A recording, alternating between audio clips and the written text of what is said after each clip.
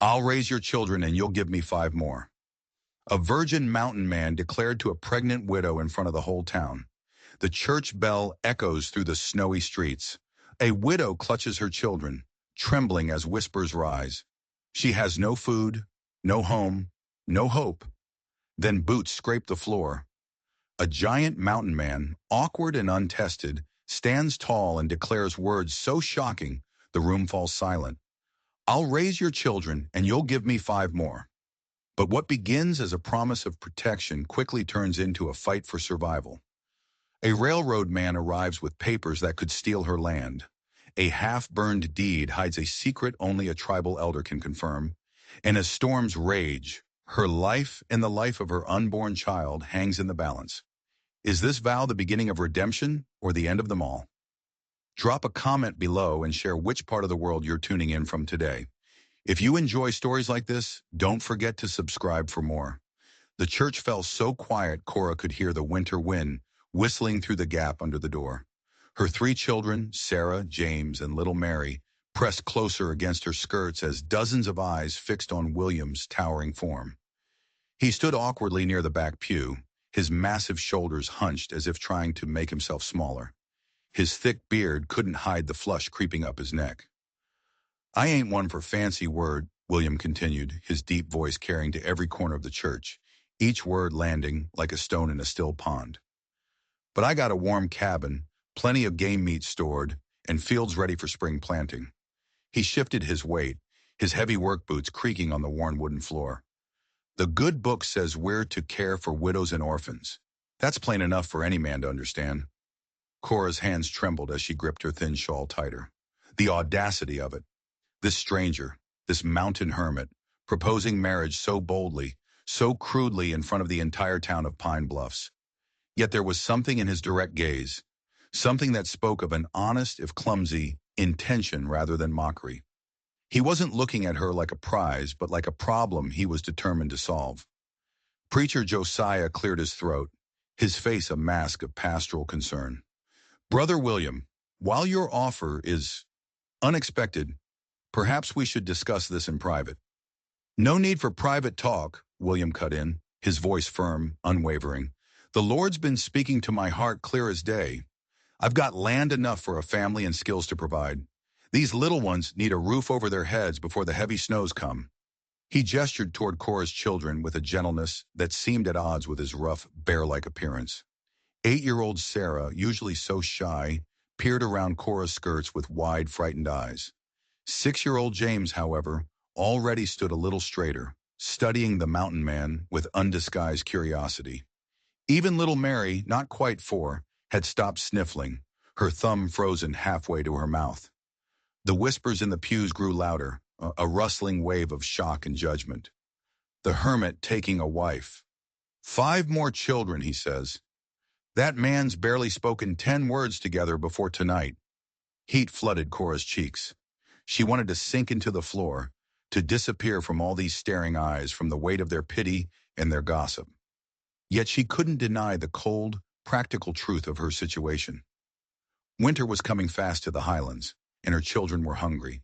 The few coins left in her purse wouldn't buy enough food for tomorrow, let alone the long, brutal months ahead.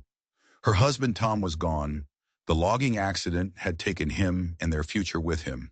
Now she was alone, pregnant, and on the verge of ruin. Mr. William, she managed, her voice barely a steady whisper, I appreciate your generous offer, but I hardly know you, and my children need a father, William finished simply. I ain't claiming to replace the man they lost. I couldn't. His voice grew rougher, thick with an emotion she couldn't place. But I made a promise to your husband, ma'am, the day before that accident. The church went silent again. This was new. Said I'd look after his family if anything happened to him. I failed him once, letting him go out on those logs alone. I won't fail him again. Cora's breath caught in her throat. This was the first she'd heard of any promise, of any friendship between her Tom and this mountain recluse. She studied William's face, searching for any sign of deception, but found only raw honesty and what looked like a deep, gut-wrenching shame in his eyes. Preacher Josiah stepped forward, his weathered face thoughtful. Sister Cora, while this is unusual, I've known William for 5 years now. He's a man of his word and his faith runs deep, though he's not one for showing it much. He keeps to himself, but his heart is true. The preacher's kind eyes met hers.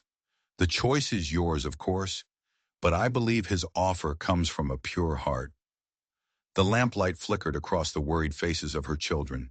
Sarah's thin shoulders, James's patched coat, Mary's worn-out shoes. Every detail screamed of their desperate situation. And now this mountain man, this stranger, was offering them shelter, food, and a future. The Lord works in mysterious ways, someone murmured from the crowd. William took a hesitant step closer, then seemed to think better of it, keeping his distance. I know it ain't proper, speaking of such things here, he said, his gaze fixed on her. But winter's coming fast, and there's no time for proper courting. I've got respect for you, ma'am, and for these little ones. I won't never raise a hand to them, won't speak harsh words, just offering what I can, a home, protection, and my word before God to be a faithful husband. Cora's mind whirled. The practical side of her, the mother desperate to protect her young, saw the undeniable sense in it. A strong man willing to provide, land ready for farming, a secure future for her children. But her heart ached at the thought of binding herself to a stranger, especially while carrying another man's child. Her last link to Tom. My baby, she started, one hand moving protectively to her swollen belly. It's Tom's child. He'll be raised same as the others, William said firmly, without a flicker of hesitation. Don't make no difference to me, ma'am. A child's a blessing, no matter how they come to us. Little Mary, emboldened by the lull, tugged at Cora's skirt. Mama, is he going to be our new papa? He's big as a bear. A few chuckles rippled through the church, breaking some of the suffocating tension. William's face softened as he looked at the little girl, and for the first time, Cora caught a glimpse of the gentle heart hidden behind his gruff exterior. James stepped forward boldly, his small chin jutting out. Sir, do you know how to fish? Papa was teaching me, but... Know every fishing hole for 10 miles around, William answered, his voice gentler now. Be glad to show you come spring. Sarah, always the most sensitive, studied William with solemn eyes. Would you read to us sometimes? Papa always read from the Bible before bed. Something like pain crossed William's face, a flicker of that same shame from before. Truth is, I ain't much good at reading, he admitted, his voice low. But I'd learn, if you'd help teach me. Reckon we could learn together. The simple, raw honesty of that admission touched something deep in Cora's heart. This wasn't a man putting on airs or making empty promises. He was offering what he had, acknowledging what he lacked, and showing he was willing to grow for the sake of her children. This wasn't a proposal of passion, but a pact of survival, and maybe something more. Preacher Josiah stepped closer. Sister Cora, would you like some time to pray on this decision? She looked at her children's hopeful faces, felt the baby move within her, and thought of the long, cold winter ahead, of the hunger that was already a constant ache in their bellies. No, she said quietly, her voice gaining strength. I believe the Lord has already shown his provision, though it's not in a way I ever expected. She took a deep breath and lifted her chin, meeting William's earnest gaze across the room. I accept your offer, Mr. William. A collective sigh went through the church, followed by murmurs of approval and shock. William's massive shoulders straightened, and something like pure wonder crossed his face, as if he hadn't actually expected her to agree.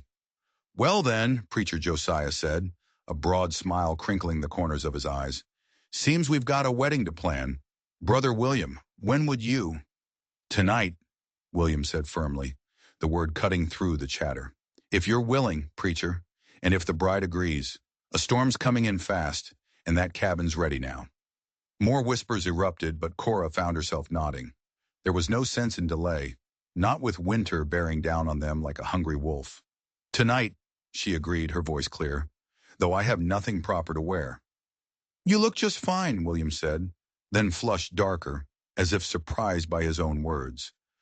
I mean, You're, that is, you look lovely, Sister Cora. Preacher Josiah saved him. The Lord looks at the heart, not the dress. Shall we proceed with the ceremony now? The next few minutes passed in a dizzying blur. The townsfolk rearranged themselves, creating a makeshift aisle down the center of the church. Someone started humming Amazing Grace, and soon other voices joined in, filling the small space with a hopeful melody. Cora found herself walking toward the front, her children beside her, while William waited by the preacher, looking both terrified and utterly determined. The ceremony was simple, just the reading of scripture and the exchange of vows. William's huge hands, calloused and scarred from hard labor, trembled slightly as he promised to love, honor, and protect. When Cora spoke her own vows, she was surprised to find her voice steady. This might not be the romance she dreamed of as a girl, but there was something solid and true in William's earnest declaration, something that felt like a rock in a raging river. As Preacher Josiah pronounced them man and wife, little Mary tugged at William's coat. "Can I ride on your shoulders? Papa used to let me." William's eyes grew suspiciously bright. Without a word, he bent down and lifted the little girl up, settling her carefully on his broad shoulders. Mary squealed with delight, her small hands patting his head. And for the first time that evening, a real unguarded smile broke through William's thick beard. The sight of that smile and the pure joy in her daughter's face eased a tight knot in Cora's heart. This wasn't the end she'd imagined when she'd arrived in Pine Bluffs that morning, desperate and afraid.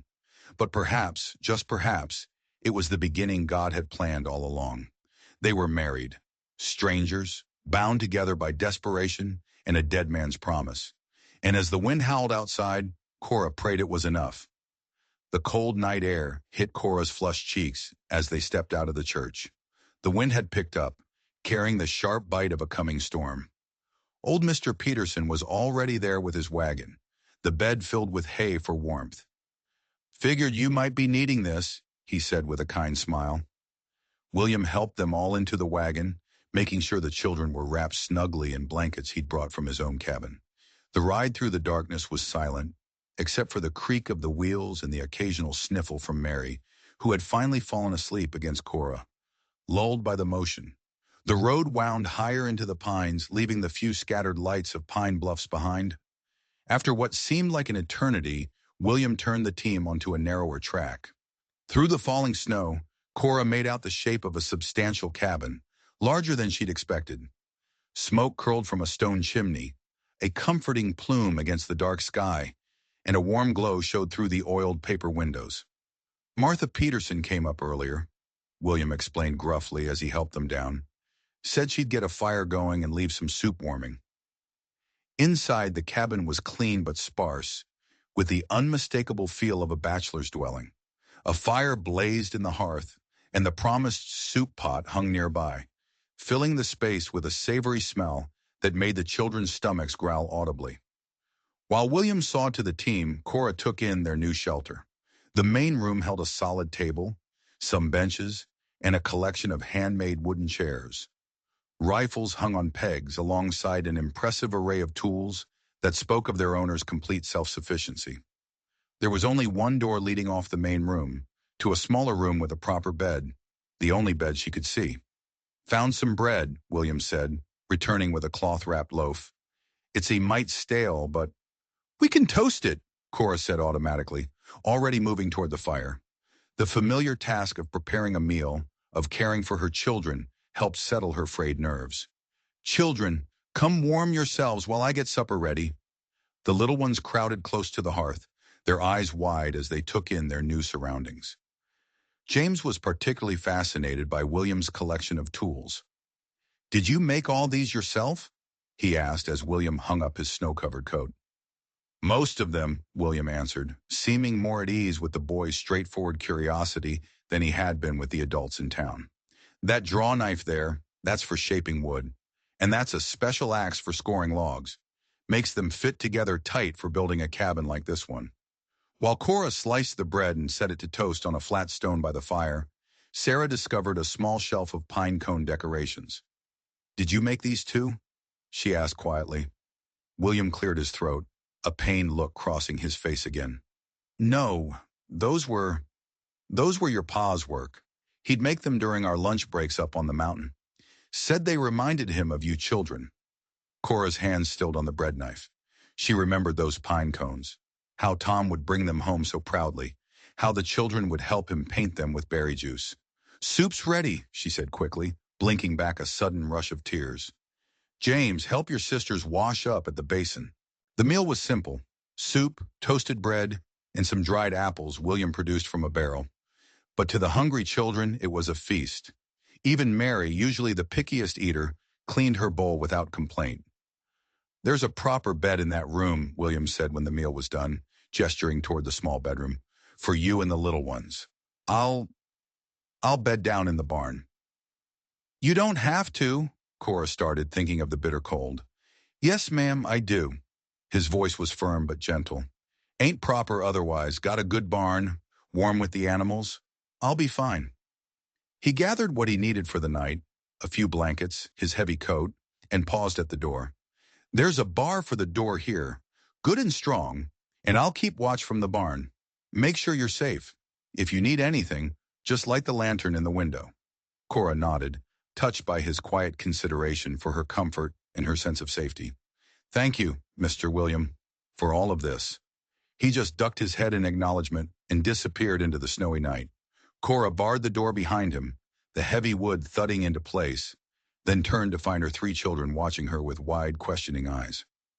Is this our new home, Mama? Mary asked sleepily. We'll see, little one, Cora whispered. For tonight, let's just be grateful for warm beds and full bellies. Now who's ready for prayers?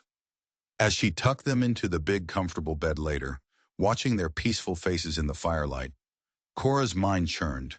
She was a married woman again, a wife to a stranger, but tonight they were safe, warm, and fed.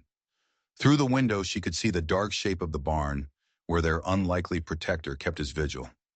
The future was a terrifying unknown, but for the first time in a long time, it wasn't completely hopeless. The first rays of sunlight crept through the oiled paper windows, finding Cora already awake. She'd slept fitfully, her mind a whirlwind of worries and plans. The children were still curled together in the big bed, their soft breathing the only sound in the cabin. The cabin looked different in the morning light. What had seemed merely sparse the night before now revealed itself as decidedly untidy. Dusty corners harbored cobwebs, and the hearth was thick with old ash. The dishes from their simple supper still sat unwashed on the table, a home without a woman's touch. Time to rise, children, she called softly, moving to stir the banked coals. There's work to be done before breakfast. Can't we sleep more, Mama? Sarah pleaded. Mr. William has given us shelter, Cora reminded them, her voice firm. The least we can do is help keep his home tidy. James, fetch water from the pump. Sarah, help me gather these dishes. A knock at the door made them all jump. It was William. Brought fresh milk, ma'am, and some eggs from the Petersons' place. Cora unbarred the door to find him standing awkwardly on his own threshold, a pail in one hand and a basket in the other. His eyes widened as he took in the sight of his cabin in motion. James already sweeping, Sarah gathering dishes, and even little Mary helping to shake out a rag rug. You didn't need to do all this, he stammered, his weathered face reddening. The place is a mighty mess. I've been meaning to clean, just never. It's no trouble, Cora assured him, taking the milk and eggs. We're happy to help. The morning progressed steadily. Under Cora's quiet guidance, the cabin began to transform. Fresh air swept out the musty bachelor smell. The hearth gleamed, the floors were swept, and the windows wiped clean. William had just returned from showing James how to properly stack firewood when the first wagon arrived. It was Mrs. Peterson and her daughter Clara, carrying covered dishes and wearing expressions of undisguised curiosity. Thought you might need some breakfast, Mrs. Peterson announced, pushing past William into the cabin as if she owned the place. She stopped short at the sight of the clean, orderly interior. Well now, you've been busy. Clara's eyes darted between Cora and William. Mama, we should be getting back. Nonsense, Mrs. Peterson said, setting her dish down with more force than necessary. Though I must say, Sister Cora, there's talk in town about the propriety of this arrangement. Cora's hands stilled on the dish towel she'd been folding. We are grateful for Mr. Williams' Christian charity in our time of need. Charity's one thing, Clara whispered loudly enough for everyone to hear. But a widow alone with a man, people are saying, ain't nothing improper happening here, William interrupted, his deep voice rough with emotion. I slept in the barn, and I'll keep sleeping there as long as they need shelter. Even so, Mrs. Peterson sniffed, her gaze landing on Cora's swollen belly. A woman in your condition, Sister Cora. Tongues are wagging. Some say you're dishonoring Tom's memory by... That's enough, Cora's voice shook, but her spine was straight as a rail. Children, gather your things. We've imposed on Mr. Williams' kindness long enough. No! The word burst from William like a gunshot. Everyone froze. Please, he said, his voice ragged. There's something you need to know. Something I should have said last night. Mrs. Peterson and Clara leaned in, their eyes gleaming. That day Tom drowned. It wasn't just an accident, William confessed, his gaze fixed on the floor. I was supposed to help him with those logs, but I was running late, checking my trap lines. If I'd been there like I promised, his voice broke. Your husband was my only real friend in this world, ma'am. When I finally got there and saw what had happened, I made a vow. I said I'd look after his family. It wasn't just guilt speaking, though there's plenty of that. It was knowing what Tom would have wanted. The silence that followed was absolute. Cora's face had gone pale. Why didn't you tell me this before? She whispered. Shame, I reckon, William said, his voice barely audible, and fear you'd hate me for it.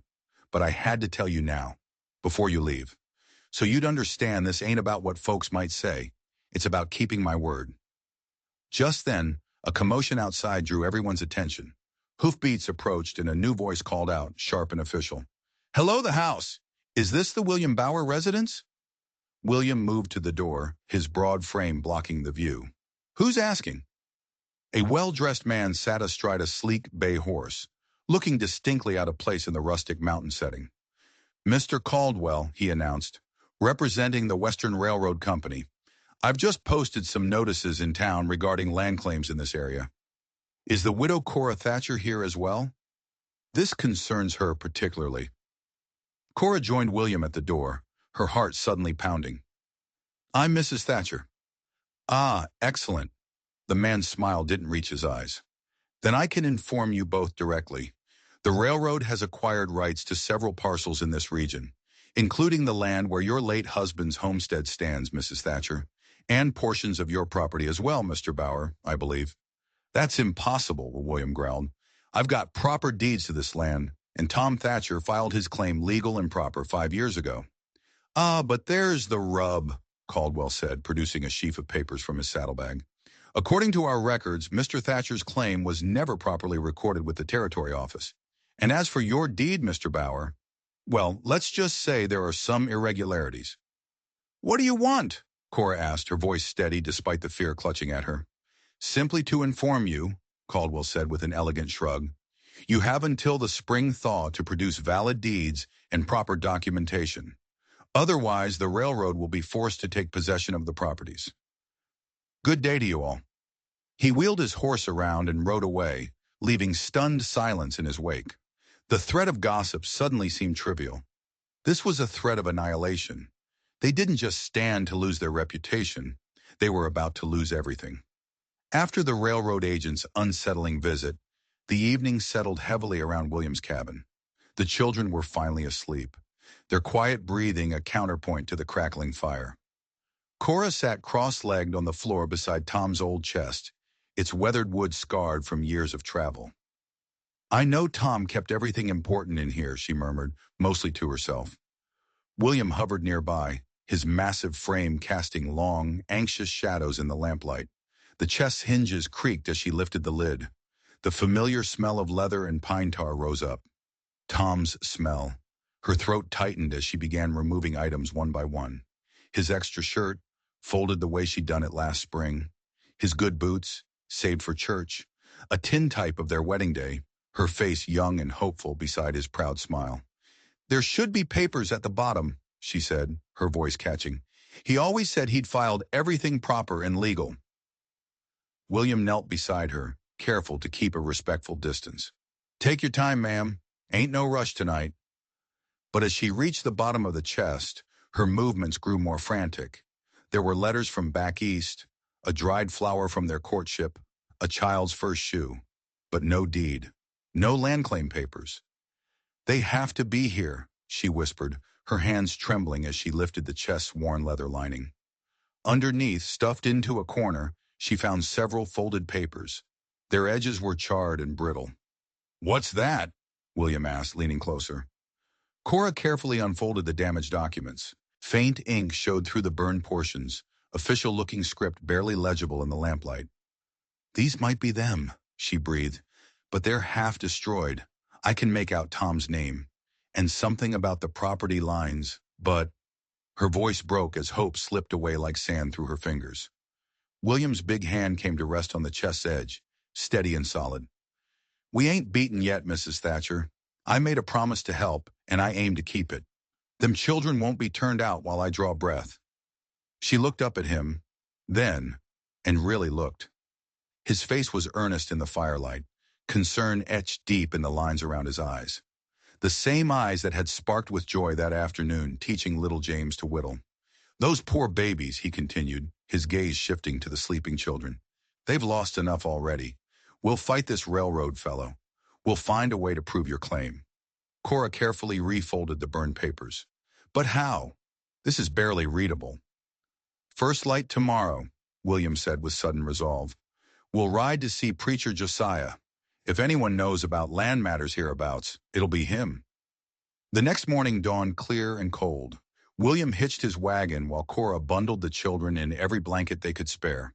They found Preacher Josiah in his small study behind the church, surrounded by books and papers. His weathered face creased with concern as Cora showed him the damaged documents. A troubling business, this railroad claim, he said, adjusting his spectacles to examine the charred papers. He peered at them for a long time, his finger tracing the faint lines. But there might be hope here. He pointed to a faint symbol in one corner, a mark almost lost in the charring. See this mark? That's a tribal agent stamp. Sometimes in the early days, settlers would file their claims through the Ute agent instead of waiting for the county clerks to make their rounds. It was faster and often more honest. What does that mean for us? William asked, standing straight back by the door. It means, the preacher said, a flicker of excitement in his eyes, that if Tom did file through the tribal agent, there should be another record, a record the Ute Nation keeps. It might still be valid if we can get it confirmed. Hope flickered in Cora's chest, a tiny, fragile flame, but uncertainty tempered it. How long would that take? Where would we even start? Hard to say, Josiah admitted. You'd have to travel to the reservation, speak with the elders. It would take some doing, mind you, but you've got until the spring thaw, according to that railroad fellow. It might be just enough time, if you're diligent. He looked between them, his kind eyes serious. You'll need to work together on this. Support each other.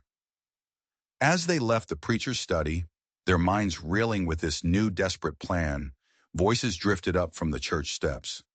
A group of townswomen stood gossiping, their words carrying clearly in the crisp air. Did you hear how he proposed? Right there in church, bold as brass. No proper courtship, no asking her family's permission. Well, what do you expect from a mountain hermit? Such a crude way of putting things. Give me 5 more children indeed, as if she were breeding stock. Cora felt William stiffen beside her, his face flushing a deep red beneath his beard. But before he could speak, little Mary tugged at his sleeve. Mr. William, can you make me another whistle? The other one got lost. His expression softened instantly. Of course I can, little miss, he said, his voice gentle. Got some good whittling wood back at the cabin. I'll teach you how to make one yourself if you'd like. Cora watched as he lifted Mary onto his shoulders, her delighted giggle drowning out the spiteful whispers. James and Sarah crowded close, begging for their own lessons. Their path was now clear. It was a long, dangerous road to the reservation, a race against time with everything on the line. But watching William with her children, Cora knew they wouldn't be facing it alone. Dawn broke over a landscape transformed, The storm had passed, leaving everything buried under a thick, pristine blanket of snow. Icicles hung like crystal daggers from the cabin's eaves, catching the pale winter sunlight. Cora stood at the window, one hand pressed against her swollen belly, watching William check the horses. Her mind was made up. "We have to go to the reservation," she announced when he stomped back inside, shaking snow from his boots. "I need to speak with the Ute elders myself." William's brow furrowed with concern. "It's a dangerous journey, ma'am, especially in your condition. The trail will be treacherous after this storm." "I won't sit here waiting while our future hangs by a thread," Cora replied firmly. "These children need a home, and that deed is our only hope. I'm going, with or without you." A look of resignation crossed William's face, but also a hint of admiration. "Then we'd best prepare proper," he said, his voice all business. "It's a 3-day journey in good weather, likely longer in this snow." They spent the morning gathering supplies. William packed extra blankets, dried meat, coffee, and hardtack. He checked the wagon's wheels and reinforced the canvas cover, while Cora prepared food for the road. The children, too young to grasp the danger, bounced with the excitement of an adventure. "Now listen here," William told them as he helped them into the wagon bed. "This ain't no pleasure trip. You mind your ma, and you stay wrapped warm." He tucked the blankets around them with a surprising gentleness, making sure not a single draft could reach them. The wagon creaked as they set out, the horses' hooves breaking through the crusty snow with a soft crunch. William handled the reins with practiced ease, his eyes constantly scanning the trail ahead, choosing the safest path through the deep drifts. The children's eyes were wide with wonder at the glittering, silent wilderness around them. "Look there," William said after a while, pointing to a set of delicate marks in the snow. "Them's deer tracks. See how they're paired? The back feet land right where the front feet were." James leaned forward eagerly. "Can you teach us more about tracking, Mr. William?" "Reckon I can." William's face softened with pleasure. "Tracking's right useful out here. Helps you read the story of what's happened, even when you didn't see it yourself." Throughout the day, he turned their slow, arduous journey into a lesson in frontier craft. He showed them how to tell which way was north by looking at the moss on the trees, how to spot the sheltered places where animals might den for the winter, how to judge if a patch of ice was thick enough to cross. When they stopped to make camp that evening, William demonstrated how to build a fire that would survive the wind. "See how I'm laying these twigs?" he explained, arranging kindling in a careful pattern. "Got to give the flame room to breathe, but keep it protected too." The children gathered close, their faces illuminated by the first flickers of flame, absorbing every detail. Cora watched from beneath the wagon's canvas, warming her hands on a tin cup of coffee. There was something profoundly touching about the way William shared his knowledge, his gruff voice gentling as he explained each step to her children. He was becoming their teacher, their protector, their father. That night, after the children were asleep in the wagon bed, a deep rumbling sound drifted through the quiet camp. Cora peered out to see William kneeling in the snow a short distance from the fire, his head bowed beneath the vast, star-filled sky. "Lord," he whispered, his voice so low she could barely hear it over the crackle of the fire. "Give me strength to protect these little ones and their ma. Show me the way to help them keep their home. I ain't much, Lord, but I promise to care for them. I aim to keep my vow." Cora quickly drew back, feeling like she'd intruded on something sacred and private, but his words stayed with her, wrapping around her heart like one of his warm blankets. The journey continued for 2 more days, each mile harder than the last. The snow made travel slow and punishing. William insisted on walking beside the wagon much of the time, his powerful shoulders ready to push if the horses struggled in a deep drift. On the 3rd afternoon, they finally approached the reservation. A wooden army fort stood guard at its borders, the American flag snapping sharply in the winter wind. As their wagon drew near, a stern-faced officer stepped out to meet them. "Halt!" he commanded, his hand resting on the pistol at his hip. "State your business." "Name's William Bauer," William replied calmly, bringing the team to a stop. "I'm escorting Mrs. Thatcher and her children. We've come to speak with the tribal elders about a land deed matter." The officer's eyes narrowed with suspicion. "This is government property. Civilians can't just wander in whenever they please." "Please," Cora spoke up, pushing back her hood. It's very important. We have papers that need verification. Before the officer could respond, an elderly native woman emerged from behind the fort's walls. She moved with a deliberate, unhurried grace, her silver hair bound in traditional braids, her bearing regal despite her advanced years. I heard voices, she said in clear, crisp English. Who comes to visit on such a cold day? Grandmother Niche, the officer acknowledged with reluctant respect. These people claim they're here about some land papers. The old woman's keen eyes studied them, taking in Cora's belly, the children huddled in the wagon, and William's steadfast presence. Your name? She asked Cora directly. Cora Thatcher, ma'am. My husband was Thomas Thatcher. Recognition flickered across Grandmother Niche's weathered face. Ah, yes, the quiet man, the one who spoke fair and kept his word. Her gaze softened. Come inside out of this wind. Bring the little ones. The officer started to protest, but Grandmother Niche silenced him with a single, sharp look. These are my guests now. The old agreements give me that right. She led them to her lodge, a sturdy structure that combined traditional design with frontier adaptations. Inside it was warm and welcoming, with a central fire pit and colorful woven blankets on the walls. She gestured for them to sit on cushions near the fire. Your husband, she said to Cora, he understood the importance of respect between peoples. Not many settlers took the time to learn our ways or honor our traditions. She accepted a tin cup of coffee from William with a gracious nod. Now show me these papers you have brought all this way. With trembling hands, Cora withdrew the half-burned documents from their oilskin wrapping. Grandmother Niche examined them carefully in the firelight, her expression grave. Yes, she said finally, her voice firm. I remember this day. I was there when this was signed, 20 seasons ago. Your husband and our agent made this agreement before witnesses, both tribal and settler. She pointed to a faint, faded mark on the paper. This is my own mark here, saying I witnessed it done, proper and fair. Hope surged in Cora's chest, so strong it made her dizzy. Then the deed is valid? By both your law and ours, Grandmother Niche confirmed. The land was traded fairly, with respect for our ancient water rights. Your husband made sure of that. She looked up at Cora, her ancient eyes filled with a knowing light. You carry his child?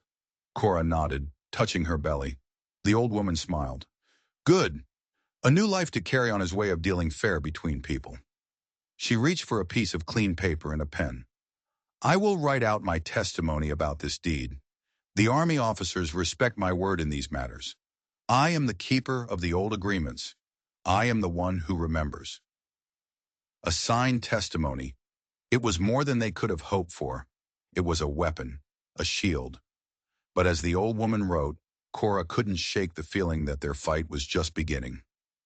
Dawn broke over the reservation in the streaks of pale gold and rose. Frost sparkled on the lodge poles as the Ute elders gathered, their faces solemn in the early light. Grandmother Niche had called them together, and now they sat in a circle, passing the damaged deed from hand to hand, examining it with careful attention. Cora sat between William and her children, trying to still her trembling hands. The lodge was warm from the morning fire, but her nerves made her shiver. Everything depended on their judgment. One of the older men spoke in Ute, his voice a low rumble, and Grandmother Niche translated. He remembers your husband well.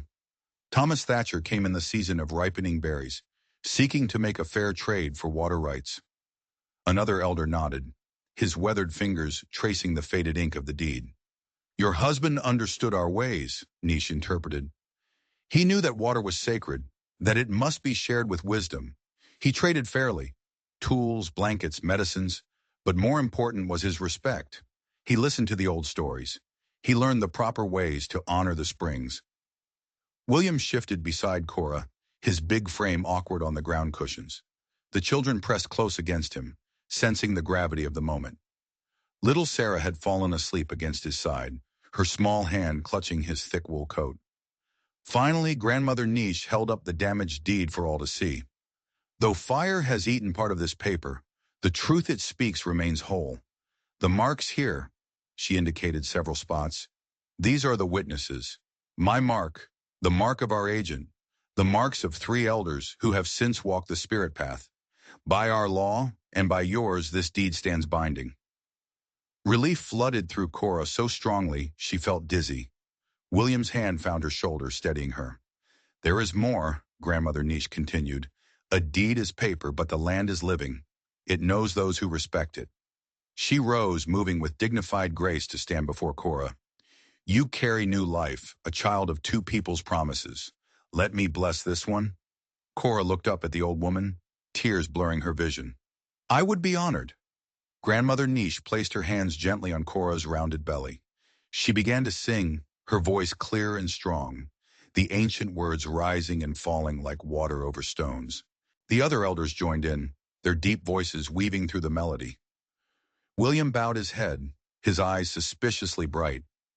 Cora felt the power of the moment wash over her. These 2 worlds, settler and native, meeting in a blessing for her unborn child. When the song ended, Grandmother Niche spoke softly. This child will carry the strength of both peoples, the courage to bridge waters, to heal old wounds. The army officer who had been standing stiffly by the door cleared his throat. Ma'am, if you're finished, these folks should be moving on. Railroad men been asking questions. They don't take kindly to tribal authorities involving themselves in land matters. Grandmother Niche fixed him with a stern look. The treaties recognize our right to verify old agreements. Or do you question my authority? The officer shifted uncomfortably. No, ma'am, but then let me finish proper. She cut him off. She turned back to Cora and William. Wait here. We have gifts for your journey. She dispatched several younger women who soon returned with bundles of dried meat, corn cakes, and warm blankets woven in bright patterns. For the children, she said, presenting a small leather pouch to each of them. Inside were carved wooden animals and smooth storytelling stones. William struggled to express his gratitude. Ma'am, Grandmother, I ain't got words proper enough to thank you. Your wisdom here today, well, it's more than just the deed. Seeing how you honor promises, how you welcome strangers, it's humbling. Grandmother Niche's eyes crinkled with understanding. You carry your own wounds, young man, but see how the Creator works, bringing you to this family, giving you new purpose. Sometimes the longest trails lead us home. They made their farewells and started the long journey back, their wagon loaded with gifts and, more importantly, the signed testimony that was their last hope. That night they made camp in a sheltered spot near a small stream. After their supper, the children begged William for a story. He hesitated, still awkward in this new role, but then he began. Well, there was this one time I met a bear up in the high country. Was it a big bear? James asked, his eyes shining. Biggest I ever seen, William confirmed, warming to his tale. Must have been as tall as 2 men when he stood up. And there I was, nothing but my knife and my wits. The children crowded closer as he continued, adding dramatic growls and sound effects that made them giggle. Cora watched from her place by the fire, something warm and unfamiliar unfurling in her chest. William's natural reserve melted away as he told his story, his hands gesturing to show the bear's size, his face animated. The children hung on every word, completely at ease with this gentle giant. Then what happened? Sarah asked sleepily, curled against his side as if she'd been doing it her whole life. Well, William said, his voice dropping to a conspiratorial whisper, that old bear and me, we came to an understanding. He went his way, and I went mine. Sometimes that's the wisest course, knowing when to stand your ground and when to let be. Soon the children were fast asleep. William stayed by the fire, adding small sticks now and then to keep it bright. After a long silence, he spoke softly, not looking at her. Never thought I'd have this. Have what? Cora asked. Belonging somewhere, he said, his voice rough. Having folks depend on me. Want me around? Been alone so long, I figured that was just my lot. But traveling with you and the young ones these past days, he trailed off, searching for the words. The children already see you as their father, Cora said gently. William's head jerked up, hope and a deep, aching uncertainty warring in his expression. Reckon that's more than I deserve. Maybe, Cora replied, meeting his gaze across the flickering flames. It's exactly what you deserve. what we all deserve. A chance at family, a chance at healing. The morning sun painted the distant mountains in gold as William guided their wagon down the final stretch of road toward Pine Bluffs. After a week on the trail, everyone was eager to be home. The children chattered excitedly about showing their new treasures to friends, while Cora dozed against William's shoulder, exhausted but hopeful. As they crested the last hill overlooking the valley, William's grip on the reins tightened. A column of dark smoke billowed up from the direction of Cora's homestead. It was too thick, too black to be from a chimney. "Something ain't right," he muttered. Cora jerked awake, her hand flying to her mouth as she saw the ominous cloud against the blue sky.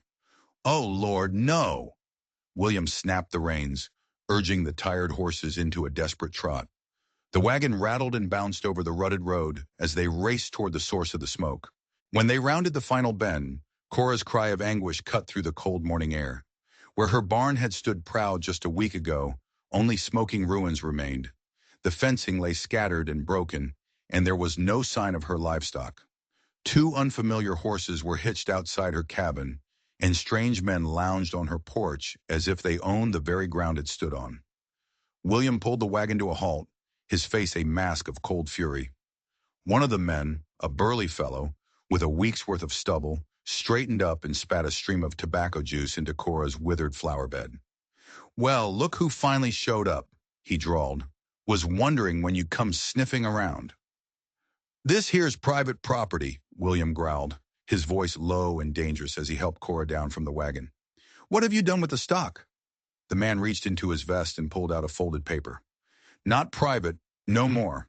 Railroad's got a legal claim now, all signed and proper by the county clerk himself." He waved the document with a nasty grin.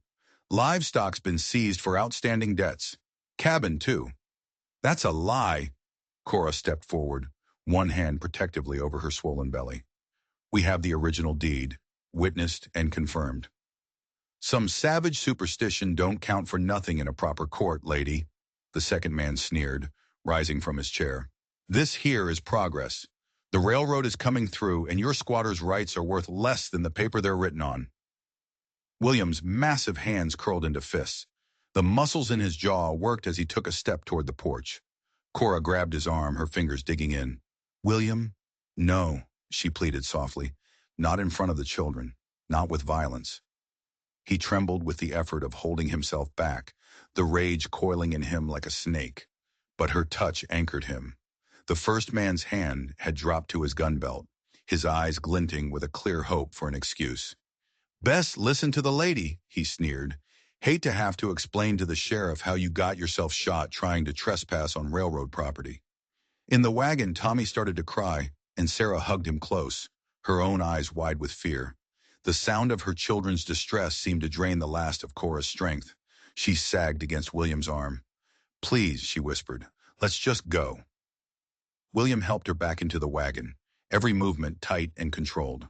As they turned away, the men's mocking laughter followed them down the road. They rode in heavy silence back toward William's cabin. The gifts from the Ute elders lay forgotten in the wagon bed. Inside the cabin, Cora moved like a sleepwalker, helping the children settle in. But when William brought in the last of their bags, he found her standing in the middle of the room, silent tears streaming down her face. "I must be cursed," she choked out. "Everything I touch turns to ashes. First Tom, now the home he built for us." She pressed her hands to her face, her shoulders shaking with sobs. "What kind of mother am I to keep losing everything my children need?" William crossed the room in two long strides and knelt beside her. "Now you listen here," he said firmly, taking her hands in his. "You ain't cursed. You're the strongest woman I ever met. Those railroad men, they're the ones doing wrong, not you." "But how can we fight them?" Cora asked brokenly. "They have money and lawyers and guns." "We'll fight them with truth," William declared, his eyes blazing. "With faith and with right on our side. I swear to you, Cora, I'll rebuild everything they destroyed, bigger and better than before. The good Lord didn't bring us all this way. Give us that tribal blessing just to see us fail now." The children had gathered close, drawn by their mother's distress. Sarah wrapped her arms around Cora's neck while Tommy pressed against her side. Don't cry, Mama, Sarah whispered. We still have each other. Cora tried to smile through her tears, but suddenly she gasped, her face contorting in pain. Her hands flew to her belly. William, she said, her voice tight with fear. Something's wrong. The baby. It's... Another spasm hit, making her cry out. It was too early. Far too early. William's face went pale. Lord Almighty, he breathed. The stress. It's brought on the labor. He looked around frantically, his gaze landing on the window where snow had begun falling heavily again. A new storm was brewing. Children, help your ma to the bed, he commanded, his voice tight with urgency. I've got to fetch help.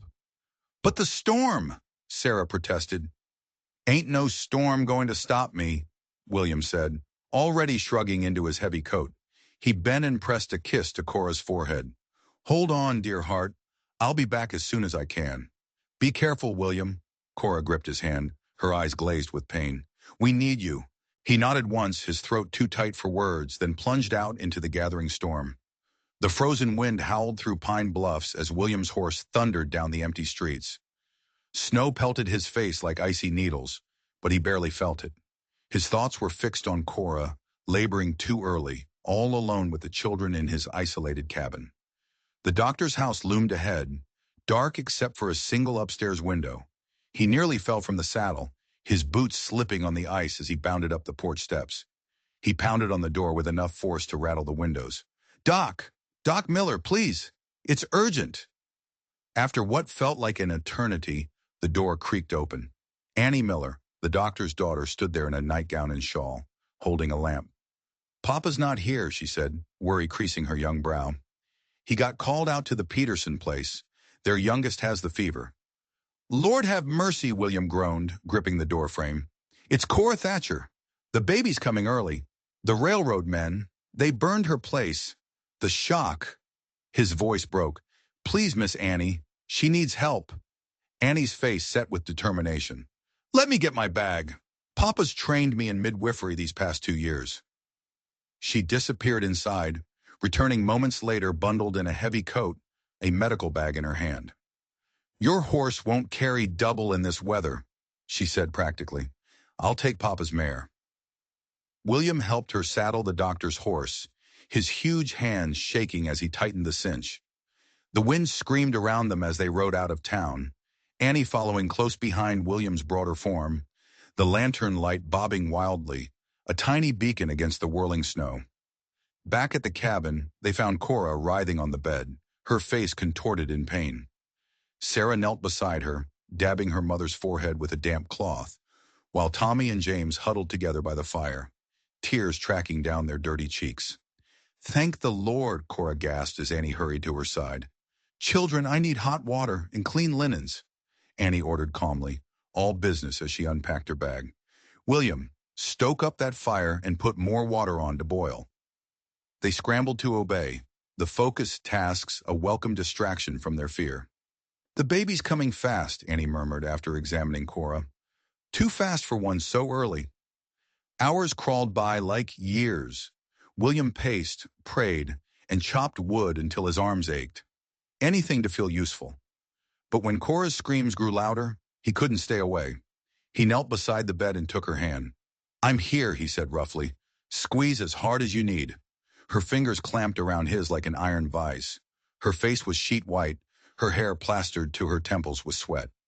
Talk to her, Annie instructed, not looking up from her work. Keep her mind occupied between the pains. William swallowed hard. Words had never come easy to him, but he had to try. Remember that bear cub we saw heading back from the reservation? He began awkwardly.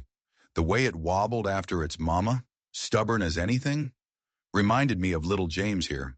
Following Tommy around, he kept talking, his deep voice a rambling current of frontier stories, half-remembered Bible verses, and silly things the children had done. Sometimes Cora seemed to hear him, managing a weak smile. Other times she just moaned, tears leaking from the corners of her eyes. You're the strongest woman I ever knew, he whispered, wiping her face with a trembling hand. Strong as a mountain oak. The Lord ain't brought us this far to lose you now. Near dawn, with the storm still raging outside, Cora's labor intensified. Her screams grew desperate, animal-like. Almost there, Annie encouraged. One more big push, Cora. The baby's almost here. Cora gathered her remaining strength, and with a final, rending cry, she bore down. William held his breath, praying harder than he ever had in his life. Suddenly, a new sound pierced the cabin's heavy air. It was thin and wavering at first, then stronger. The first cry of a newborn baby. "It's a girl," Annie announced, quickly wrapping the tiny infant. "She's small, but she's breathing well." The children scrambled up, crowding around as Annie laid the swaddled bundle in Cora's arms. William stared, transfixed. The baby was so small, her face red and wrinkled, but to him she was the most beautiful thing he had ever seen. "Look at her," Cora whispered, touching one tiny fist with a shaking finger. "She's perfect." Something broke loose in William's chest. Before he could stop them, tears spilled down his weathered cheeks. He hadn't cried since Tom's drowning, but now the tears came freely, dropping onto the quilt as he bent over mother and child. "Thank you, Lord," he choked out. "Thank you." Cora reached up with her free hand and touched his wet cheek. "No," she said softly. "Thank you, William. You saved us. You saved all of us." He captured her hand, pressing it against his face. "I swear on my life, Cora, I won't fail you or these little ones. Not ever again. Whatever comes, we'll face it together." The storm outside was finally easing, and pale dawn light was seeping through the frost-covered windows. In the warmth of the small cabin, a new family had truly been born. Word of the baby's birth spread through Pine Bluffs like wildfire. By mid-morning, the snow-packed streets filled with the crunch of boots as neighbors made their way to William's cabin. Martha Jensen from the boarding house arrived first, carrying a stack of soft flannel blankets and a pot of beef stew. "For the new mama," she said, pressing them into William's hands. Soon after, the miller's wife brought sacks of flour and cornmeal, and the dairy farmer's daughter arrived with fresh milk and butter.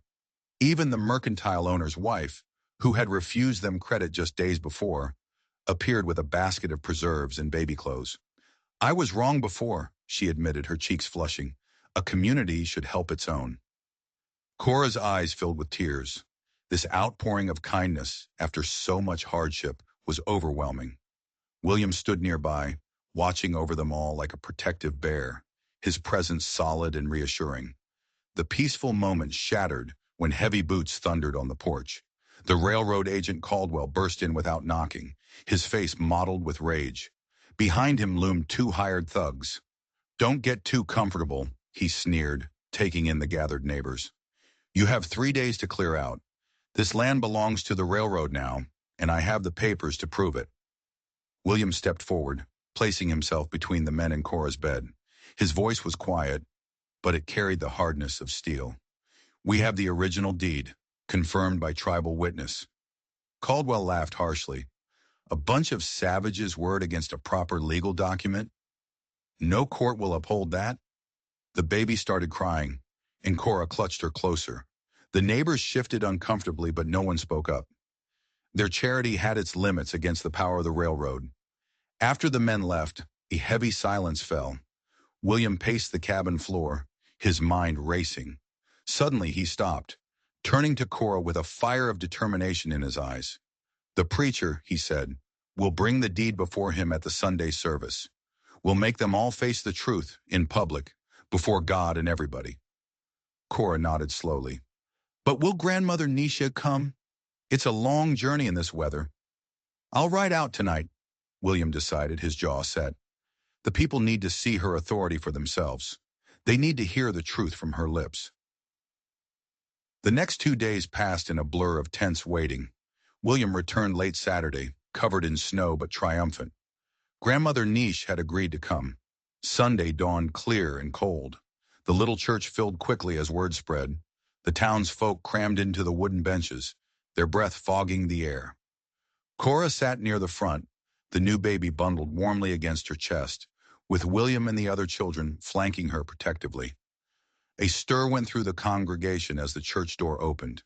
Grandmother Niche entered, dignified in her finest blanket, with 2 tribal elders at her side. She ignored the stairs and walked straight to the front where Preacher Josiah stood waiting. "Welcome, honored guests," the preacher said, bowing slightly. Caldwell, seated in a front pew, burst to his feet. "This is ridiculous. You can't seriously consider—" "Silence!" Preacher Josiah's voice cracked like a whip. "This is God's house, and we will hear the truth before him." The congregation held its breath as he carefully unfolded the charred deed. Though damaged, the essential parts remained clear. The preacher's voice grew stronger as he read the description of the land and the terms of the agreement. When he finished, Grandmother Niche rose, her voice carrying to every corner of the church. "I remember this day. The man Thomas Thatcher helped our people when others would not. He honored his word and we honored ours. The land belongs to his widow and his children." Caldwell sputtered, his face purple with rage. "This is outrageous. You can't—" "Enough!" The new voice belonged to Thomas Burke, the town's most respected rancher. He stood slowly, looking around the church. "We've all been party to this shame long enough. This deed is valid, witness proper, and we all know it. The railroad's claim is false." Then something amazing happened. More people stood. The blacksmith, the school teacher, the miller. One by one, they voiced their support. "The widow stays," the blacksmith declared, "and anyone who says different answers to all of us." Caldwell looked around wildly but found no allies. His hired men shifted uneasily, their hands moving away from their guns. The crowd's mood had turned decisively against them. "This isn't over," he blustered, but his voice held no conviction. "I believe it is," Preacher Josiah said firmly. "Mr. Burke, would you and some of the others please escort these gentlemen to the town limits? Remind them that false witness and theft are sins before God." A group of grim-faced men moved to surround Caldwell and his thugs, who offered no resistance as they were herded out of the church. William stood tall beside Cora, one hand resting on Tommy's shoulder. No one whispered about the hermit now. They saw him as he truly was, a man of quiet strength and deep conviction. The baby chose that moment to let out a lusty cry, and soft laughter rippled through the congregation, breaking the tension. Grandmother Niche approached Cora, reaching out to touch the infant's head. "She has a warrior's spirit," the old woman said, smiling. "Like her mother." Cora looked up at William, who had protected them all. "And her father," she added softly, her voice filled with a love that was finally free to be spoken. Dawn broke over Pine Bluffs with the promise of a new beginning. The sound of wagon wheels and horses' hooves echoed through the streets as townspeople gathered tools and supplies. Today they would begin rebuilding Cora's homestead. William stood in the early morning light, marking where the new cabin would stand. He had already cleared away the charred remains of the barn, his hands bearing fresh calluses. The first wagon arrived loaded with fresh-cut logs, followed quickly by others. Men from town climbed down, nodding respectfully to William. "Where do you want these, William?" called Tom Burke, the rancher. William pointed to a cleared space. "Stack them there. We'll start with the foundation stones." More townspeople arrived, women carrying baskets of food, children clutching smaller tools. The blacksmith brought his forge wagon to reshape old nails. William organized the workers with a natural authority, his deep voice carrying across the worksite, giving clear instructions without pride or harshness. Cora watched from a shaded spot, nursing the baby. She noticed how the other men listened when William spoke, how they followed his lead without question. This was a side of him she hadn't seen before. Capable, confident, a leader. By midday, the foundation was complete, and the first logs were being notched and fitted. As afternoon shadows lengthened, the frame of the new cabin began to take shape against the sky. As the day's work wound down, the whole community gathered for supper, dusty and tired, but satisfied. The preacher asked William to say a few words. He stood awkwardly, clearing his throat. "I ain't much for speeches," he began, his deep voice rough with emotion. "For years I thought myself useless, hiding away in my cabin. But now I see different. The Lord had his plan all along. He made me strong so I could help others. Made me alone so I'd be ready when this family needed me." His gaze found Cora.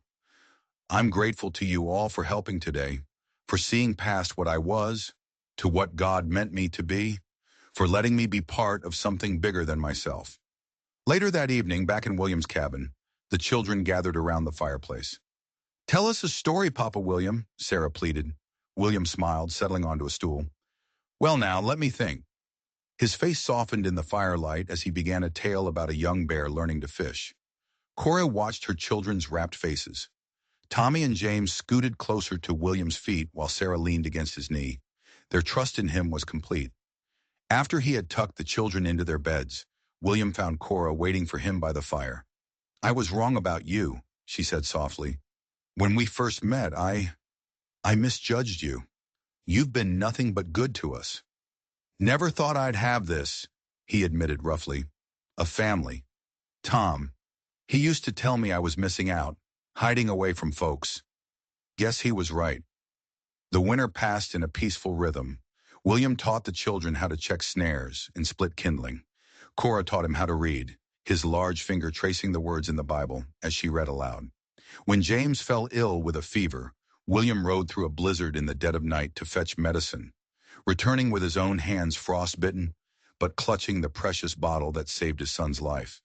"You're already their father in every way that matters," Cora told him when the fever broke, and William finally allowed himself to believe it. Spring returned, and with it, moving day.